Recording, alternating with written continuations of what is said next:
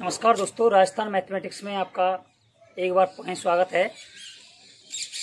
दोस्तों, हमने higher mathematics के जो बीएससी फर्स्ट ईयर का जो पहला लेक्चर था उसमें आपको इंट्रोडक्शन और सेट के बारे में कुछ चीज़ें बताई थी। सेट क्या होता है, सेट की डेफिनेशन क्या होती है और सेट के प्रकार भी क्या होते हैं, और सेट्स के प्रकारों में एक प्रकार हम उसमें आपको करा भी चुके थे।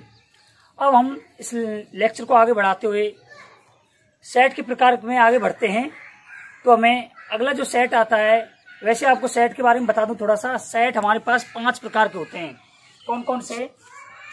समान समुच्चय, सिमिलर सेट, तुल्य समुच्चय, इक्विवेलेंट सेट, रिक्त समुच्चय, नल या वॉइड सेट या एम्प्टी सेट, एकल समुच्चय, सिंगलटन सेट, परिमित या अपरिमित, finite and infinite set. Okay, अब बात यह आती है कि हम आपको सिमिलर सेट यहाँ पर पढ़ा चुके हैं। प्रीवियस वीडियो में आप जाके नहीं उस चीज को पढ़ सकते हो। हम आगे बढ़ते हैं। तो अब बात आती है तुल्य समुच्चय की, इक्विवेलेंट सेट। इक्विवेलेंट सेट क्या होता है? यदि मान के चलो हमारे पास 2 सेट है, एक तो ए है और एक बी है, ठीक है। ए में मान चलो ए बी सी डी ई अवयव हैं, और इसमें इस जो सेट है इसमें 1 2 3 4 5 ये अवयव हैं। अब ये एक दूसरे से तुल्य समुच्चय कहलाएंगे। क्यों कहलाएंगे? क्योंकि इसमें जो समुच्चय के अंदर एलिमेंट हैं वो एक दूसरे के तुल्य यानी समान है।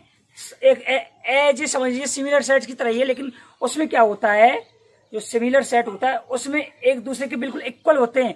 इसमें जो एलिमेंट होते हैं ना, उनकी संख्या समान होती है। क्या होती है? Numbers of element is same, यानी जो नंबर्स ऑफ एलिमेंट होते हैं उनमें जो उनकी संख्या होती है वो इन जो तुल्य समुच्चय होते हैं उनमें एक दूसरे के समान होती है। जैसे क्या कहा है कि तुल्य समुच्चय क्या कहलाते हैं कि माना ए व बी 2 समुच्चय, यदि दोनों में अवयवों की संख्या समान हो। मैंने कहा ना आपको, अवयवों की संख्या समान हो तो वह तुल्य समुच्चय कहलाता है। हम एग्जाम्पल लेते हैं, A equal to A B C D E, ठीक है। कितने एलिमेंट है इसमें? A B C D E 5 element हैं। दूसरा समुच्चय लेते हैं, बी बराबर 1 2 3 4 5, ठीक है। इसमें भी 5 एलिमेंट हैं, तो एक दूसरे कैसे कहलाएंगे भाई? तुल्य समुच्चय कहलाएंगे। तुल्य समुच्चय कौन कौन से हो गए? ए बी के तुल्य समुच्चय कहलाता है। अब बात यह आती है कि तुल्य समुच्चय क्या सिमिलर समुच्चय होता है, सिमिलर सेट होता है, समान समुच्चय होता है? तो हम कहेंगे कि तुल्य सेट जरूरी नहीं है कि एक सिमिलर सेट हो, लेकिन बट समान समुच्चय तुल्य समुच्चय होता है। समान समुच्चय तुल्य समुच्चय होता है, क्योंकि समान समुच्चय में भाई एलिमेंट तो बराबर एक दूसरे के ही है इसमें, बल्कि इसमें जो एलिमेंट है वो एक दूसरे के समान भी होते हैं। तो बताइए, जब समान होगा तो वो बराबर भी होंगे, बराबर होंगे तो वो तुल्य समुच्चय कहलाता है। तो बताइए, आपको ये चीज समझ में नहीं आई? आई या नहीं आई? बिल्कुल आप कमेंट में लिख सकते हैं इस चीज को कि समान समुच्चय तुल्य समुच्चय होता है, परंतु आवश्यक नहीं है कि वह तुल्य समुच्चय समान समुच्चय होगा। ठीक है, आप इसे नोट कर सकते हैं। नाउ स्टूडेंट्स, अब आती है अगली जो हमारे पास जो सेट होता है वो होता है रिक्त समुच्चय, नल या वॉइड सेट या फिर एम्प्टी सेट इसे हम कहते हैं। कि ऐसा समुच्चय जिसमें कोई अवयव ना हो, अवयवों की संख्या 0 हो, कोई अवयव ना हो या फिर अवयवों की संख्या 0 हो, रिक्त समुच्चय एम्प्टी सेट कहलाता है। अब एम्प्टी सेट को प्रदर्शित किससे करते हैं भाई? एम्प्टी सेट को फाई से या फिर इस समुच्चय जो ऐसा होता है ना, इससे इस प्रकार प्रदर्शित किया जाता है। एक चीज और देखिए, अगर मान के चलो हम ऐसे लिखें फाई, यानी इस सेट के अंदर हमने फाई लिख दिया, इस जो समुच्चय का है फाई, तो ये एम्प्टी सेट नहीं होगा, नॉट एम्प्टी, क्योंकि एम्प्टी सेट के अंदर एक भी एलिमेंट नहीं होना चाहिए। ध्यान दीजिए इस बात पर, एम्प्टी सेट के अंदर एक भी एलिमेंट नहीं होता है। अब इसका हम एग्जांपल लेते हैं, एम्प्टी सेट का एग्जांपल देखिए। एग्जांपल लिया, मान के चलो x² + 4 जहां एक्स एक वास्तविक संख्या है। क्या है भाई? एक्स एक वास्तविक संख्या है। अब ये इसको अपन को जानकारी करनी है इसके बारे में कि ये वाकई में आपके पास जो फाई सेट या फिर जिसे बोलते हैं अपन नल या वर्ड या एम्प्टी सेट है या नहीं। देखिए इस चीज में एक्स स्क्वायर प्लस 4 बराबर 0 हो जाएगा यहाँ पर, जहाँ एक्स एक वास्तविक संख्या है। ठीक है, अब देखिए बराबर 0। अब एक्स स्क्वायर बराबर क्या आ गया? -4। ठीक है, तो एक्स बराबर क्या हो जाता है? √-4। एक्स इसको लिख सकते हैं, और √-1 क्या होता है?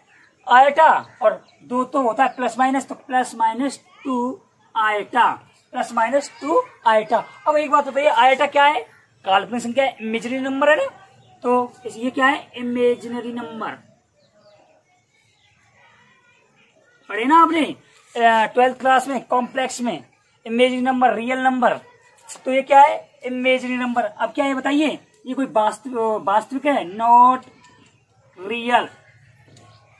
रियल, वास्तविक नहीं है। अब जब वास्तविक नहीं है, बताइए, ये यहाँ कह रहा है कि वास्तविक संख्या है, वास्तविक नहीं है, तो क्या कहेंगे? यह एक रिक्त समुच्चय है। कैसा भाइयों? यह एक रिक्त समुच्चय है। रिक्त समुच्चय का मतलब इसके अंदर कोई भी एलिमेंट ही विद्यमान नहीं है। इस प्रॉपर्टी जो हमारे पास प्रॉपर्टी दी हुई है उसके अकॉर्डिंग हमारे पास कोई भी इस समुच्चय में एलिमेंट विद्यमान नहीं है। जब कोई एलिमेंट ही नहीं होगा तो वो समुच्चय कैसा कहलाएगा? रिक्त समुच्चय कहलाएगा, जिसे अपन नल वर्ड या एम्प्टी सेट कहते हैं। एक चीज ध्यान देने की है यहाँ पर, अगर मान के चलो इस सेट के अंदर इस तरीके से फाइल लिखा आता है तो अपन कहेंगे कि यह रिक्त समुच्चय नहीं है।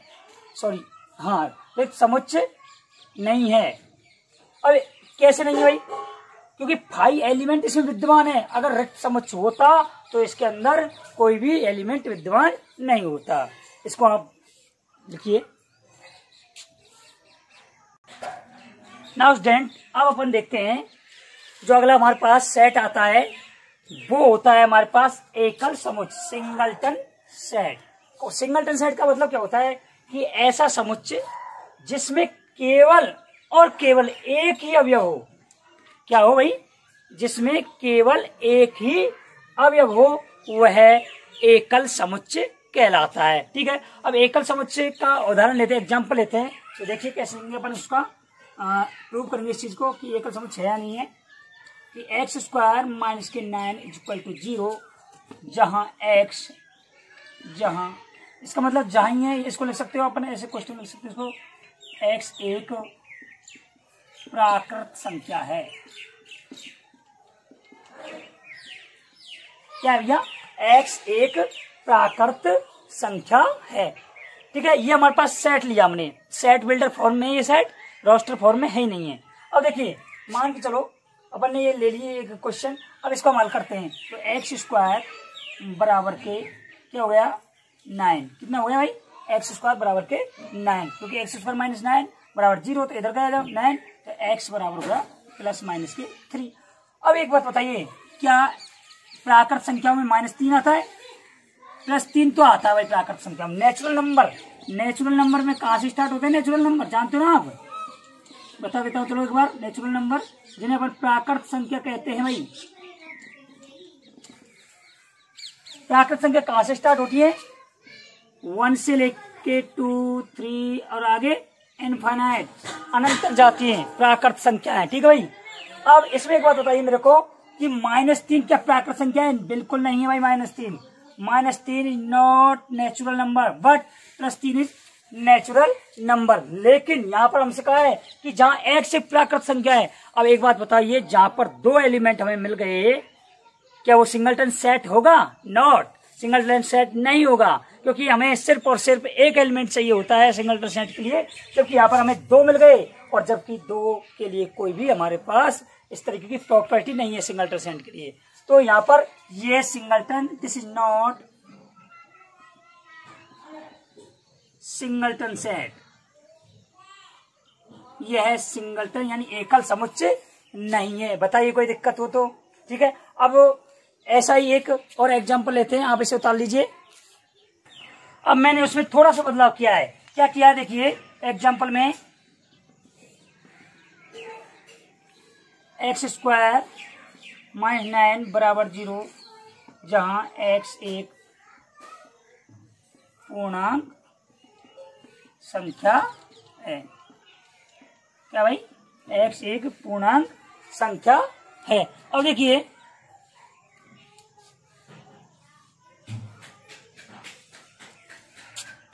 हमने अभी तुम्हें क्वेश्चन कराया था, तो उसमें जो क्वेश्चन है उसमें बताया था कि ए बराबर, मतलब हमारे पास जो सेट आया है वो +-3 आया था। अब उसमें हमने कहा है कि एक्स एक प्राकृत संख्या है। अगर हम ओनली प्राकृत संख्या को लें तो हमारे पास a=3 हम ले सकते हैं, तो इसे हम एकल सेट बना सकते हैं। तो इसे कहेंगे एकल समुच्चय, एकल समुच्चय। अब देखिए इस चीज को आगे बढ़ाते हुए अपन इसमें थोड़ा सा चेंज कर रहे हैं इधर से। देखिए इधर थोड़ा सा चेंज करते हैं। क्या किया हमने, एग्जाम्पल लेते हैं एक्स स्क्वायर माइनस 9 बराबर 0, जहाँ एक्स एक पूर्णांक संख्या है। प्रॉपर्टी दी है पूर्णांक के लिए, तो एक्स स्क्वायर बराबर 9, तो एक्स बराबर हो गया हमारे पास +-3, मतलब ए इक्वल टू आ गया हमारे पास के +3, -3। अब एक बात आता है, ये पूर्णांक में +3 और -3 आता है ना, आता है, तो इसकी यहाँ पर 2 अवयव आ गए। जब 2 अवयव आ जाते हैं तो क्या सिंगलटन सेट होगा? Not singleton set, this is not singleton set, यह एकल समुच्चय नहीं है।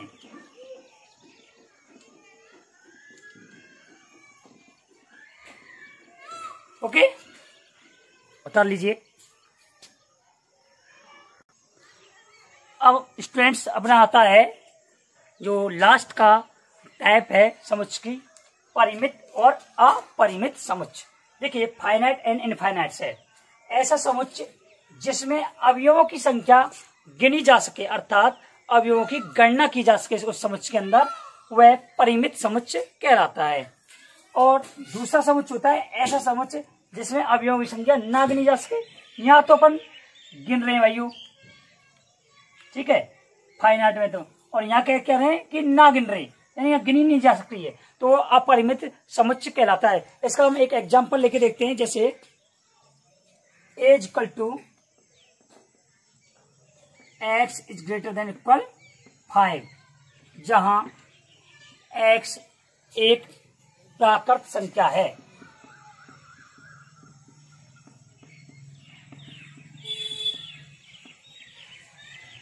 ठीक है, अब ये कह रहा है कि x, हमारे पास एक सेट दिया हुआ है, x > 5, but x is a natural number. हमारे पास x को उसने प्राकृत संख्या बता रहा है। तो देखिए अब x से बड़ी बड़ी संख्या बताइए कौन कौन सी होगी, यानी 5 से 6, 7, 8, 9, काफी बड़ी है, इनफाइनाइट तक। अब जब 6 से हम इनफाइनाइट तक जा रहे हैं तो इनको क्या गिन पा रहे हैं? पर नहीं गिन पा रहे, पता नहीं इनफाइनाइट तक कहां तक जाती है, 1 करोड़, 2 करोड़, 3 करोड़, 4 लाख, 5 लाख, कुछ भी हो सकता है। ठीक है, तो ये कहलाएगा हमारे पास इनफाइनाइट सेट या फिर अपरिमित समुच्चय। कैसा भाई? अपरिमित समुच्चय। ऐसे दूसरा एग्जांपल लेते हैं अपन, a = x << 5, जहां x एक प्राकृत संख्या है। वो थोड़ा सा चेंज किया है, वहां > 5 था, यहाँ x << 5। अब बताइए x के बराबर क्या दिया हुआ? 5 दिया है, या फिर x से छोटी संख्या दी है, और x की छोटी संख्या भी दी है, तो उसने कहा है x एक प्राकृत संख्या होनी चाहिए। कैसे होनी चाहिए? प्राकृत संख्या। अब देखिए छोटी संख्या, देखिए यहां तक 5, 4, 3, 2 और 1, कितने एलिमेंट आ रहे भाई? टोटल 5 एलिमेंट है। 5 एलिमेंट है तो गिन पा रहे नहीं गिन पा रहे? अपन गिन पा रहे हैं। 5 प्राकृत संख्या में प्राप्त होती है, तो अपन कहेंगे this set is finite set. कैसे सेट भाई? Finite set. तो अपन ये तो अपन के पास निकला था इनफाइनाइट सेट और ये निकला है हमारे पास फाइनाइट सेट। बताइए या तो कोई दिक्कत हो तो उतार लीजिए। अब थोड़ा सा एक चीज चेंज करो इसमें, मान चलो a बराबर x लेस देन इक्वल 5। अब बताइए फाइनाइट होगा या इनफाइनाइट? तो मैं कहूंगा ये इनफाइनाइट होगा। अब भाई क्यों होगा उस चीज को समझिए। x से छोटी संख्या देखिए आप 5 4 3 2 1 0 -1 आगे चलती जा रही माइनस के लिए इनफाइनाइट। अब एक बात बताइए, माइनस के अनंत तक आप हमारी संख्याएं जा रही हैं तो वो समझ कैसा होगा? अपरिमित समझ होगा। कैसा होगा भैया? अपरिमित समझ। कैसा होगा? अपरिमित समझ। अब देखिए अगर मान चलो और मैं एक एग्जांपल लूं कि as equal to x is less than equal 5 एक पूर्णांक है। क्या भैया? पूर्णांक है। अब ये सेट कैसे होगा? और मैं कहूंगा ये भी सेट इनफाइनाइट होगा। क्यों होगा भाई इनफाइनाइट या अपरिमित होगा? अपरिमित क्यों होगा? अब अरे भाई देखिए x से छोटी वाली संख्याएं 5 4 3 2 1 आगे माइनस में जा रही है माइनस के अनंत तक। जब माइनस के अनंत तक जाएंगी संख्याएं तो क्या होगा हमारे पास? ये सेट कैसे होगा? अपरिमित इनफाइनाइट सेट होगा। मैं समझता हूं आपको समुच्चय यहाँ पर बिल्कुल समझ में आए होंगे। समुच्चय के प्रकार क्या होते हैं, समुच्चय की डेफिनेशन क्या होती है, समुच्चय को कैसे लिखा जाता है। समुच्चय दो रूपों में लिखा जाता है हमारे पास, roster form and set builder form. And समुच्चय के जो 5 टाइप होते हैं कौन कौन से आपको एक बार बता देता हूँ। तुल्य समुच्चय, समान समुच्चय, एकल समुच्चय, रिक्त समुच्चय और लास्ट में आता है परिमित समुच्चय। तो ये सारे समुच्चय हमने आपको कराए। ये हमारा सेकंड लेक्चर था डिस्क्रीट मैथमेटिक्स के लिए। लेक्चर सेकंड था भाई ये। आप फर्स्ट लेक्चर प्रीवियस वीडियो में जाके देख सकते हो और वहां से चीजें पढ़ सकते हो। इसी प्रकार के वीडियोज और इसी प्रकार के अच्छे वीडियोज देखने के लिए राजस्थान मैथमेटिक्स चैनल को सब्सक्राइब करें, अपने दोस्तों के साथ शेयर करें, लाइक करें, कमेंट करें अगर आपको कोई दिक्कत हो तो, और अपने दोस्तों के साथ शेयर करते रहिए। अपने साथ ही उनको बताते रहिए जिससे क्या हो कि वो भी इस जो फ्री ऑनलाइन क्लास है उसका आनंद उठा सकें और अपनी मैथमेटिक्स की जो समस्याएं हैं, जो समस्या हमें 11th-12th में रह गई थी, उन समस्या को भी हम यहाँ पर आपका अच्छे से करने की कोशिश करेंगे कि आपको वो सारी चीजें समझ में आ जाएं, ताकि हमारी जो आगे की बीएससी की जो पढ़ाई है उसमें कोई भी व्यवधान पैदा ना हो। मैं नीरज कुमार सैनी राजस्थान मैथमेटिक्स से आपसे विदा लेता हूँ। धन्यवाद। जय हिंद, जय भारत।